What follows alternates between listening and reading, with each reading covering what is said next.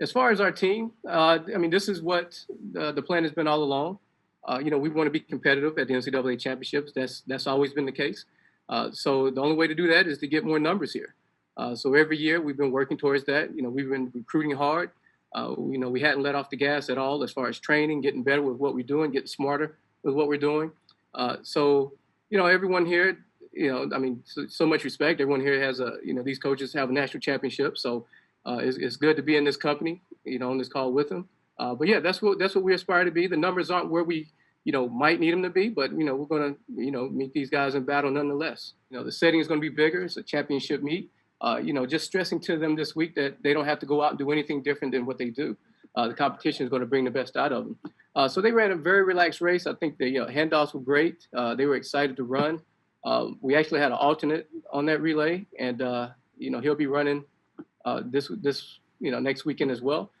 So not too much. They're at this point. These guys are ready. There's not too much more talking to be done. They're confident. It's their goal to break the collegiate record. It was never my goal. This is something they want to do. They want to win that national championship. So I just get to sit back and be a fan for once and let them do it. One of the things that's led to our success over the years is that we understand that it's not just about races. We understand that what we're doing is making an impact in other areas. Now, let me be clear. We want to be competitive and we want to be treated, just like any other team. We don't want to come in and say, hey, we're the best HBCU to do it. No, that was never the plan. We want to be the best at it, and I think our kids understand that. Everyone's on the same page with that. But at the same time, as I mentioned, our kids know that this is, bigger than just winning races. We understand this community and our culture, has supported us for years and, been with us through the lean times when we were building this program up and as we continue to build it up. So yeah, it means a lot. Our kids understand that. I understand that. I mean, it's great. We love our alumni. We love our culture. We love our base. So yeah, we're proud of that and whatnot. But at the end of the day, we want to be the best team, period. Not just the best HBCU. With COVID, everyone had to deal with that. And as coaches, we got to take a step back and do some serious planning with regards to competitions. So, our conference, I think you and I spoke, I told you that we trained through our conference meet in preparation for regionals and nationals. And, these coaches know that's not unheard of.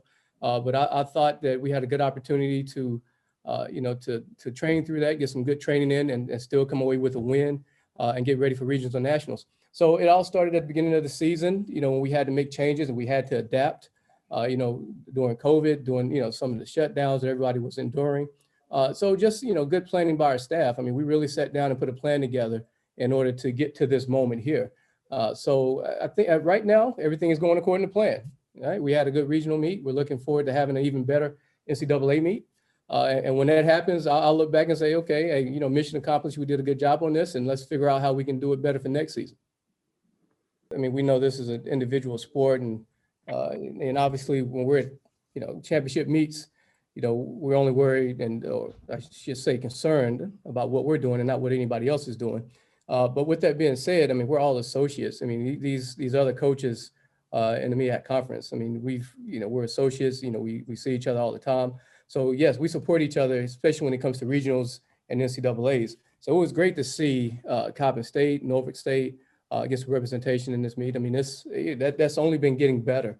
But as I mentioned before, this is track and field. It shouldn't be labeled. It shouldn't be a situation where a team is celebrated, for making NCAAs, because of their affiliation. I mean, this track and field, man. This is why this is the best event in the world. There's the Olympic Games built around the Olympic Games because it's man against man, woman against woman, and whatnot. So. But yeah, so to answer your question, yeah, I mean, we only focus on us, regardless of what the meet is, whether it's MEACs, regionals, or NCAAs and whatnot. But at the same time, so great to see, some of my peers that I compete with often in the conference, have some representation at the NCAAs.